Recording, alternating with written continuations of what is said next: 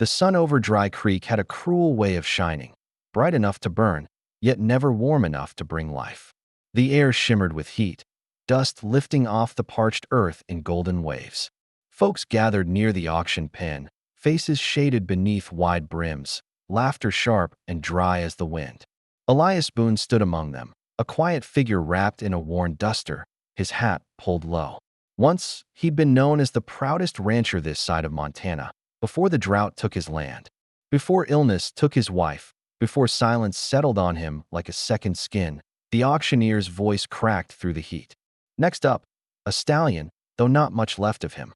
Men chuckled as the animal was led forward, a pale horse with ribs showing and one cloudy eye, limping slightly, as if each step remembered pain.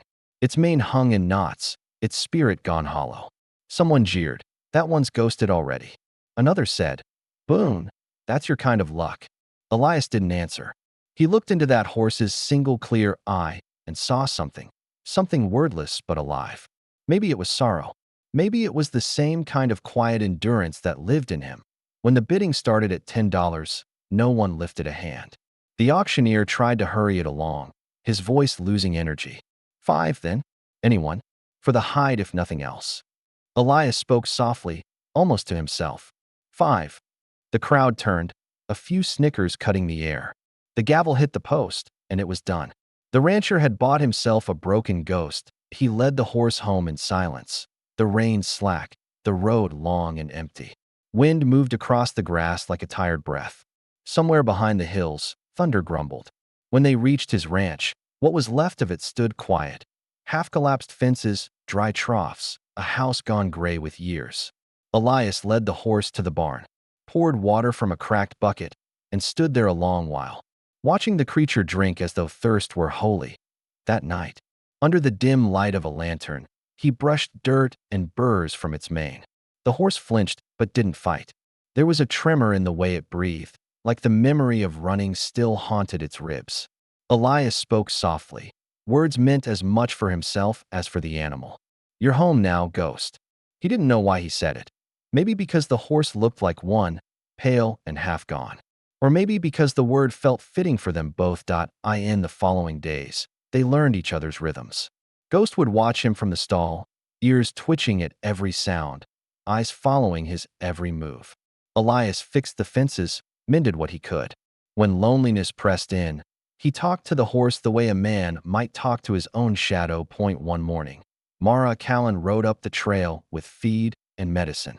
She was the only one in Dry Creek who ever came uninvited. Her husband had died 2 winters back, and though she carried grief lightly, Elias could see it sitting in her eyes. "You really did buy him," she said, stepping close to the stall. Ghost flicked his ears, wary but curious. "They're calling you soft in town."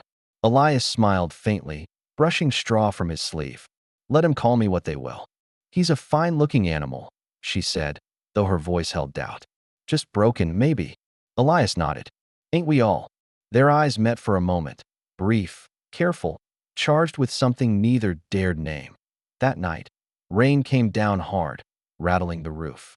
Elias slept lightly, the sound of thunder stirring old memories. In the barn, Ghost grew restless, stomping, snorting, pawing at the dirt near one corner. The noise woke Elias. He grabbed his lantern and stepped out into the storm. Lightning tore the sky open, white and sudden. Ghost's eyes glimmered like coins in the dark. "What is it, boy?" Elias whispered. The horse kept pawing, scraping the ground until a dull clang rose from beneath the soil. Elias knelt, brushing mud aside until metal glinted back at him. His fingers traced a cold iron edge buried deep in the earth, something hidden long before he ever came here. But before he could dig further, Ghost moved between him and the spot, pressing his muzzle to Elias's shoulder as if to stop him. The horse's breath was warm, trembling, insistent. Elias froze. For a moment, the storm outside seemed to quiet, the world narrowing to man and beast, 2 broken lives bound by something unseen. He rested a hand against Ghost's neck, feeling the pulse of life beneath scarred skin. "All right," he murmured. "Not tonight." Days passed. The rain cleared, leaving the air sharp and bright. Mara came again with oats and liniment. She stood by the fence as Ghost grazed in the field, her eyes tracing the old brand near his flank. "That mark," she said quietly, "it's nearly burned away. But I'd swear I've seen it before."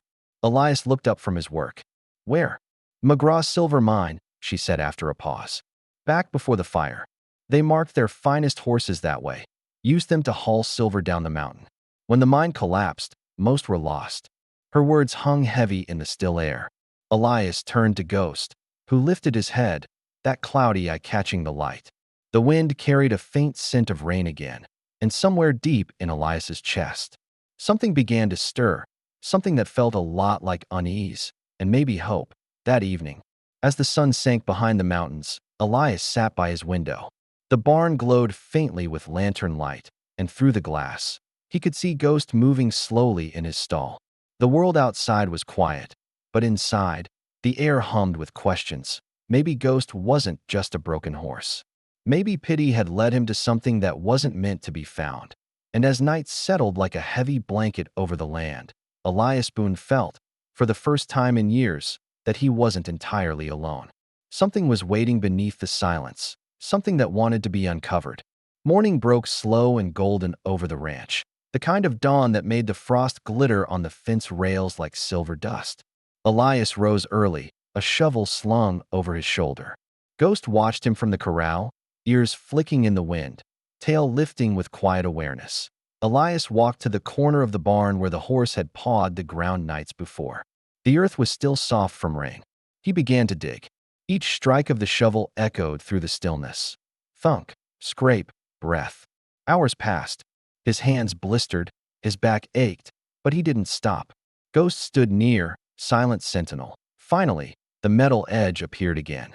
Elias brushed away the last of the dirt and found an old iron chest, thick, rusted, heavy as gilt. The lock had corroded, eaten by time. He pried it open with a crowbar, and the sound, a sharp crack, rolled through the barn like thunder. Inside lay bars of silver, stacked like forgotten light. Each one stamped McGraw Mine Company. Elias stared, stunned. The same mine that burned 20 years ago, the same one that left half the town in ruin. He knelt, running a trembling hand across the cold metal. His heart raced not with greed, but confusion. Ghost stamped once, sharply, as if reminding him. This was not chance. He whispered, "What are you, boy? A messenger from the dead?" The horse snorted softly, and for a moment, Elias swore the world tilted, that the ghosts of the mine had ridden home to him on 4 hooves and 1 blind eye. He covered the chest again, hiding it beneath a tarp. The secret sat heavy between them. By sunset, the news had already found ears it shouldn't have. Sheriff Wade McCraw came riding in, the silver mine's heir and the kind of man whose smile was never sincere. His boots hit the dust with a heavy thud. "Heard you been digging, Boone." Elias kept his voice low, just clearing the ground after the rain. The sheriff's eyes glinted, sharp and knowing. "Funny, folks say you found something buried, something stamped with my family's name." He stepped closer, all false charm and menace. "If you did, it's mine by law. Belonged to my daddy's company." Elias didn't move. The silence between them stretched taut as a lasso. Then Ghost stepped forward from the shadows of the barn. His white hide glowed faintly in the dusk. And when the sheriff reached toward Elias, Ghost reared, hooves slashing air. A sound like a storm breaking. McCraw stumbled back, hand flying to his pistol, but Elias raised his own hand. "He won't hurt you unless you try something stupid." The sheriff's jaw tightened. "You're playing with fire, Boone."